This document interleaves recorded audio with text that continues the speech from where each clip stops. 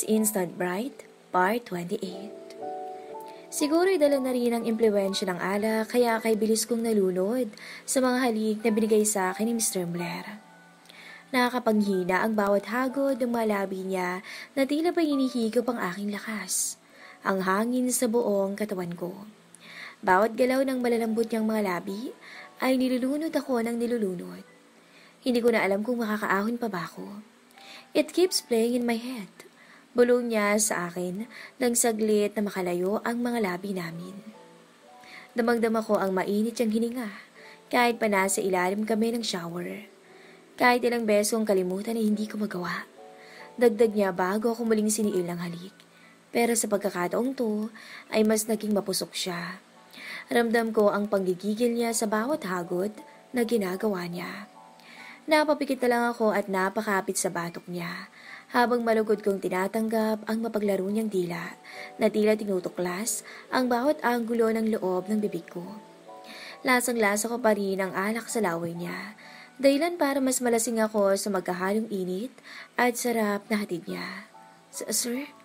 Kahit nadalang-dala na ako sa nararamdaman ko, ay gusto ko pa rin itigil ang ginagawa namin. Gusto kong putulin ang namumuong koneksyon sa pagitan naming dalawa. Dahil hindi ko alam kung ano ang mangyayari kapag hinayaan ko pa tong magpatuloy. Sir, tuloy ang natalo ng tawag ng aking laman ng aking isipan. Bumigay na ako sa sensasyong dala niya. Hingal na hingal ako nang sa wakas ay tantanan niya ang mga labi ko. Ang leeg ko naman ang pinuntiran niya. At hindi ko na napigilang mapatingala dahil sa magkahalong kiliti at sarap na nararamdaman ko. Mabilis kong kinagat ang labi ko nang maramdaman ko ang maungol na nagbabadyang lumabas sa aking bibig. Pero kahit anong pigil ko ay hindi ko pa rin nagawa.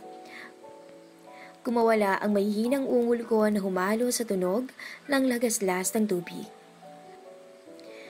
Napakapit na ako sa ulo niya para mas idiin ang kanyang mukha sa aking leeg. Itinagilid ko pa ang ulo ko upang maging komportable siya sa ginagawa niya.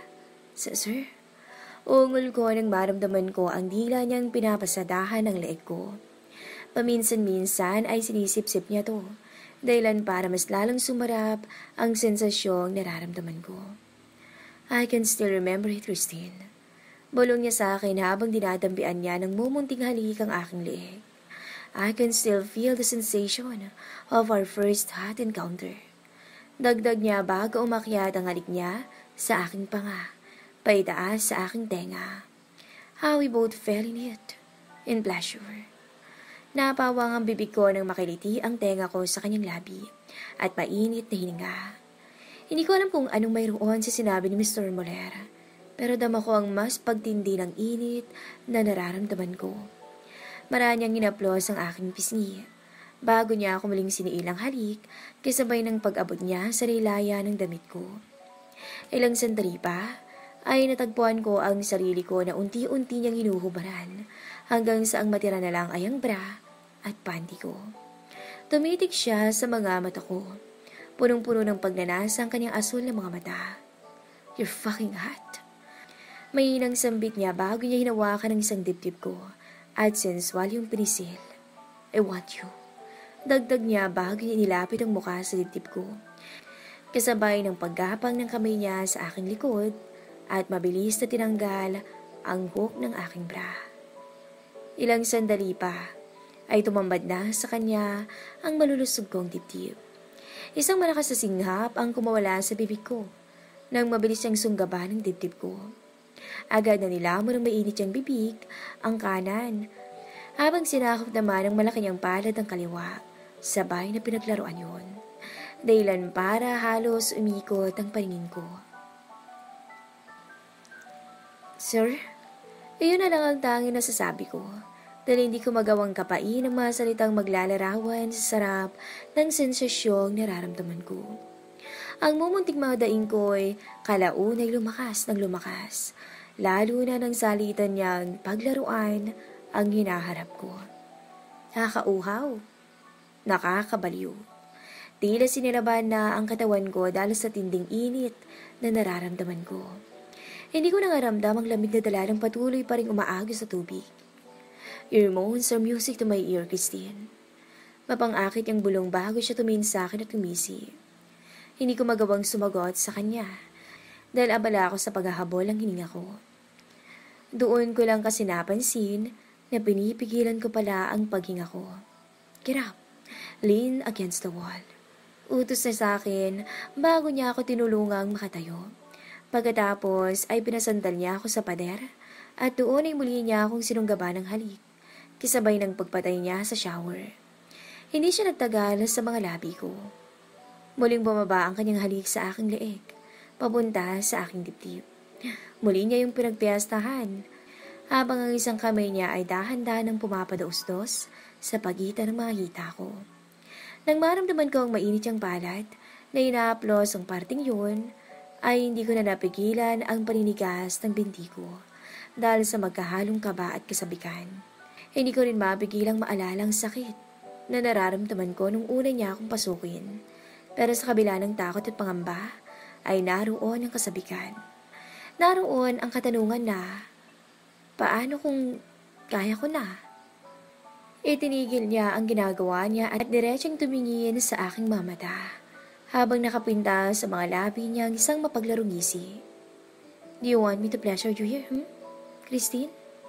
Mapang-akit niyang bulong habang titig na titig sa mga mata ko. Napalunok ako. Hindi ko kasi alam kung anong isasagot ko. Answer me. Anya habang dahan-dahang lumuluhod sa harapan ko. Do you want me to take you here? Gumisi siya bago hinalikan ang tiyan ko. Do you want me to eat this part? Dagdag niya bago binaba ang halik papunta sa sentro ko. Kisabay ng paghila niya sa natitirang tela na nagkukubli rito. I take your silence as yes. Anya bago tuluyang pumunta roon. Sir? Nagulat kong bulalas at bagya ako pag iniurong ang balakang ko para ilayo sa kanya. Nagangat pa ring tingin si Mr. Muller, sabay ngisi sa akin. Did you like it? Anya bago muling inilapit ang mukha niya. Calm down and leave it to me. I'll make you feel good. Masuyong paninigurado niya bago ako marangi tinulak pasandal sa pader. You can grab my hair if that would make you feel better. Sabi niya bago muli akong sungkapan.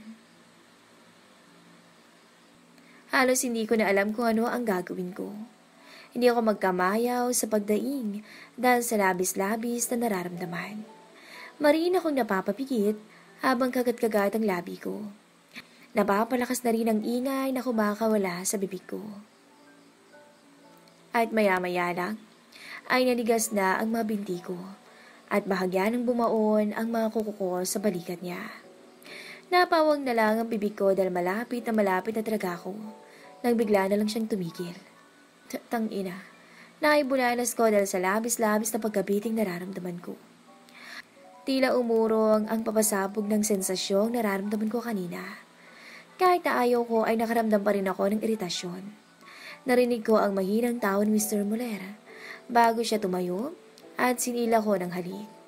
Muli na naman niya akong nilunod sa sarap ng bawat hagod ng mga labi niya.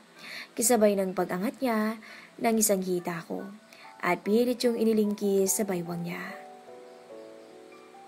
Pero dahil sa diferensya sa tangkad, ay wala siyang nagawa kundi ang buhatin ako at sabay na ilingkis ang magkabilang hita ko sa baywang niya. Hold on tight. Bulong niya sa akin bago isinandal ang likod ko sa malamig na pader ng banyo. Sir, ipapasok niyo po? Kinakabahang tanong ko sa kanya, lalo na nang maramdaman ko ang mainit niyang pagkalalaki. Yes, pabulong niyang sagot. I'll be gentle. Promise. Paninigurado niya bago niya dahan-dahang ibinaba ang katawan ko palapit sa sentro niya. It would hurt like last time. Trust me. Dagdag niya habang nakatingin ng diretso sa mga mata ko.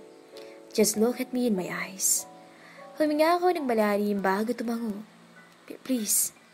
Dahan-dahan lang po. I promise. Anya bago tuluyang itinutok ang alaga niya sa aking pagkababae. Bigil ang paghinga ko habang maigpit akong nakakapit sa balikat niya. Mariin kong kinagat ang labi ko, lalo na nang tuluyan ko na siyang maramdaman. Sir? Sambit ko nang makaramdam ako ng bahagyang kirot. Kiss me. Bite my lips if it hurts. Bite my lips if it hurts. Utos niya sa akin. Pero dahil hindi ako gumalaw, ay siya na lang humalik sa akin. Dahil sa ginawa niyang paghalik, ay kahit papaano'y nawala ang atensyon ko roon. Pero hindi rin yun nagtagal. Dahil napahiyaw ako sa sakit, nang tuluyan na to ang makapasok. Mabilis kong tinapik ang braso niya. Relax. Calm down. Masuyo niyang bulong sa akin at muling inangkin ang mga labi ko. Malamyos at maingat ang bawat galaw ng labi niya. Ramdam ko mula roon ang kagustuhan niyang mag-relax ako. Kaya pilit kong pinakalma ang sarili ko. Matapos ang ilang sandali, ay nagsalita siya. I'll continue putting it in, okay? Tumango lang ako bago huminga ng malalim para muling ihanda ang sarili ko. Ilang sandali pa lang ay napanguwi na ako sa hapdi. Ramdam ko ang pag-a-adjust ko dahil sa higanti niyang alaga. Pakiramdam ko ay punong-puno ako. Nakagat ko ang balikat niya dahil na rin sa hapdi sa bawat pagulos niya. Slower. Angal ko dahil sobrang init at hapdi ng kasilanan ko. Take it slow, sir. Pakiusap ko. Mawawala rin ang sakit mamaya. Trust me. Tugon niya at mas binilisan pa ang pag-angkin sa akin. Dahil na rin sa mahapdi pa rin, ay napayaw na ako. Pinuno ng mahalinghing ko ang buong banyo.